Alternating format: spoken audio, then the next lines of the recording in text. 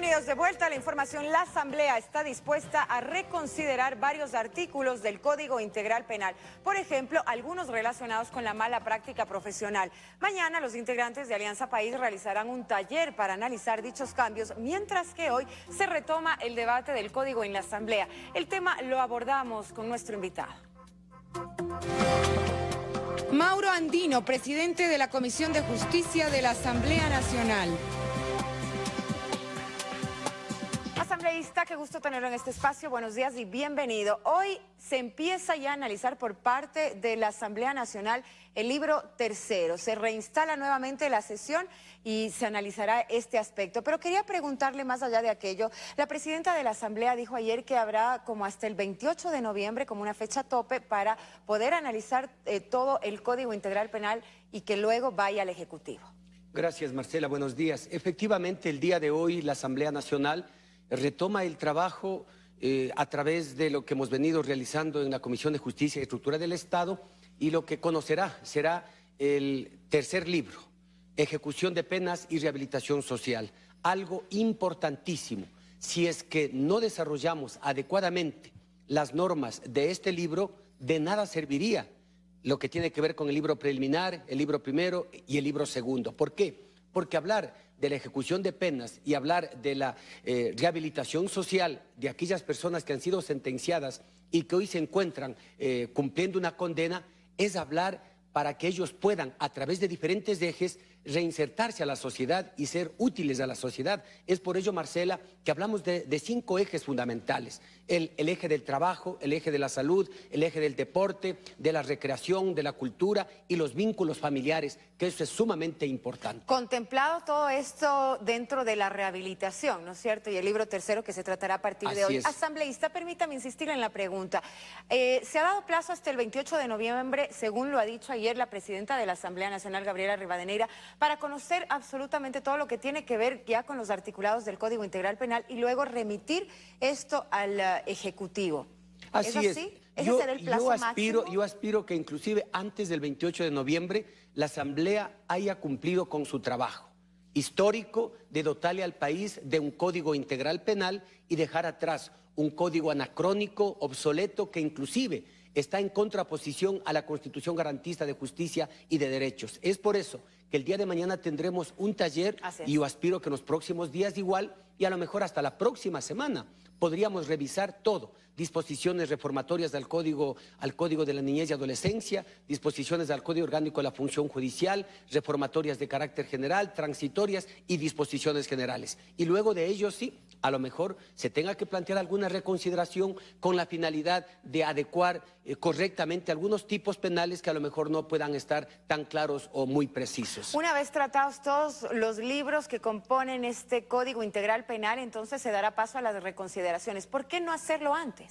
Bueno, lo que hemos conversado en el bloque es que primero deberíamos evacuar todos estos temas que están pendientes y luego, si es que es necesario hacer reconsideración no solamente del libro preliminar o del libro primero, sino también inclusive del libro segundo o del tercero. Esa es una figura que está dentro de la Ley Orgánica de la Función Legislativa, se lo puede presentar hoy, se lo puede presentar al culminar el trabajo en la Asamblea Nacional o en la siguiente sesión. ¿Caben ciertas reconsideraciones, asambleísta? Bueno, sí, considero que se puede hacer cualquier tipo de reconsideración con la finalidad de que las cosas vuelvan a su estado anterior, con la finalidad, insisto, de que todo quede claro, de que no haya ninguna ambigüedad y de esa manera evitar algunos inconvenientes, como por ejemplo lo que hoy andan señalando ciertos dirigentes de la salud. Por allí el doctor Narváez, que estuvo aquí en este medio, aducía de que le ha presentado una serie de propuestas que la comisión no ha recibido, pero no es así. Mire, hay propuestas importantes que sí pueden ser sujetas de cambio. El presidente de la Federación no estuvo en este medio, me parece que en eso hay alguna confusión, asambleísta, pero ¿qué es lo que dice él con respecto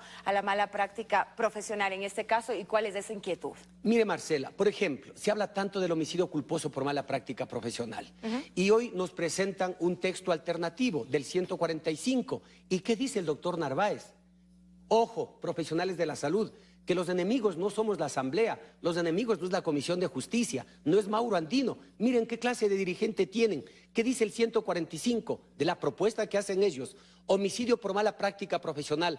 La persona que por menosprecio o descuido extremo infrinja un deber objetivo de cuidado en el ejercicio práctica de su profesión y ocasione la muerte de otra será sancionada con pena privativa de libertad de 3 meses a 4 años. Habla Marcela de menosprecio, es decir, de un poco aprecio, de poca estimación. Si un profesional de la salud solamente tiene desprecio para alguien, ya estaría cometiendo el delito de odio. Y lo que es más, ya no hablaríamos de un delito culposo, sino de un delito doloso. Estas son las barbaridades que presenta el doctor Narváez. ¿Y eso fue presentado a la comisión?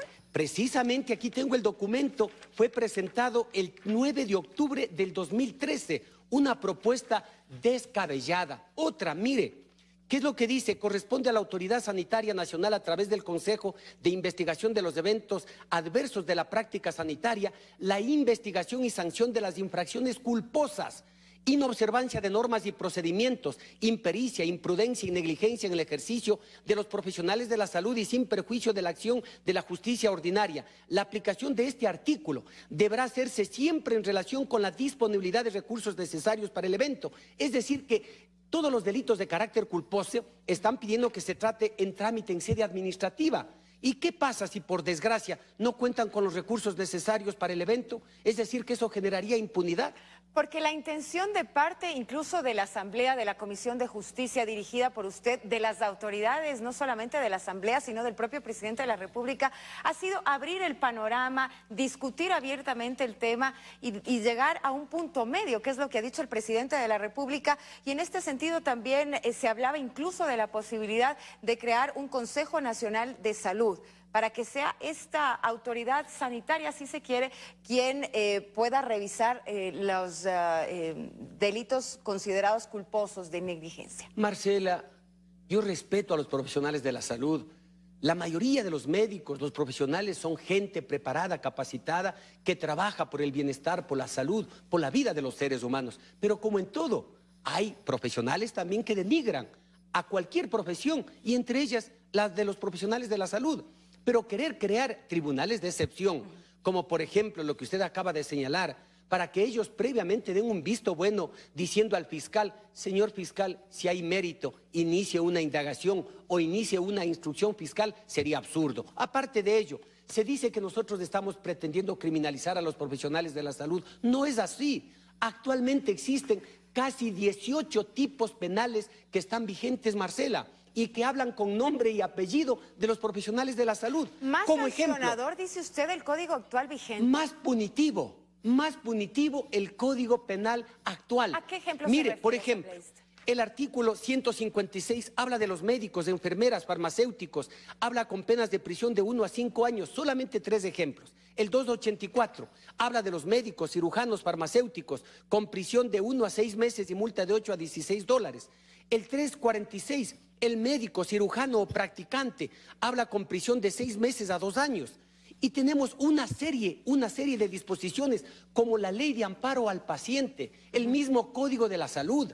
Allí se determinan ya sanciones de carácter penal en contra de los médicos. Nosotros hablamos de la mala práctica profesional, como establece el artículo 54 de la Constitución de la República. En consecuencia, no es cierto, no es verdad, no se dejen engañar profesionales de la salud, que nosotros queremos criminalizarles, respetamos el trabajo de ustedes, pero ¿qué podemos hacer si nos hacen propuestas descabelladas, aberraciones jurídicas como las que di a conocer, que no podemos aceptar?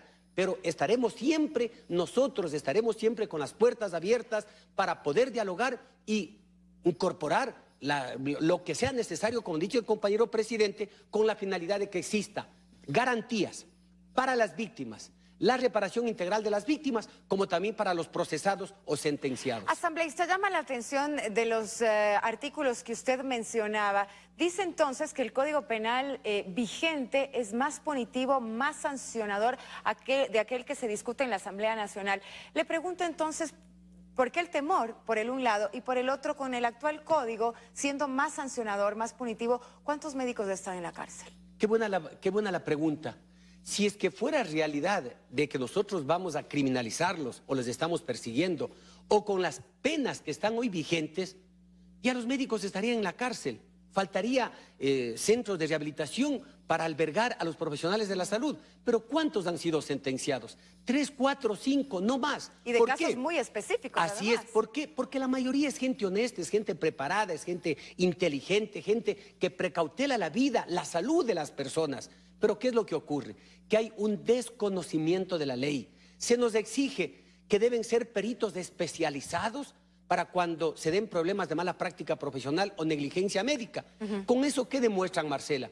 Que ni siquiera han revisado lo que dice el libro segundo. Pero, por en el ejemplo, artículo 508, por ejemplo, hablamos de la pericia y allí estamos determinando que los peritos deben ser profesionales especializados, con una gran experiencia, sí, con una gran trayectoria, y que ellos deben presentar los informes detalladamente bajo su responsabilidad, e inclusive de cometer el delito de perjurio si es que faltan a la verdad. Es decir, un comité especializado que pueda juzgar. También lo que se ha venido hablando desde el Consejo de la Judicatura, un poco que los jueces se preparen en este tipo de temas para que puedan estar al tanto y resolverlos en caso de que existan. Bueno, mire, no podemos hablar de un comité especializado, no, porque eso sería crear como una especie de tribunales de excepción, no.